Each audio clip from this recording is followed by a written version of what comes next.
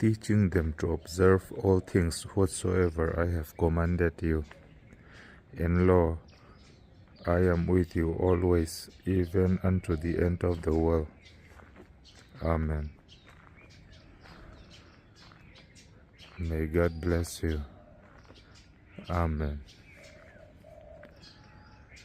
Thu ka pek zong zong che u pom turin zir ti ro u. Tin ngai te u ke kum khua in khovel top thleng po in ne na ka om ze lang ati a Isua kan ne na a om ze lang Lalpan malsawm che rawh se. Amen.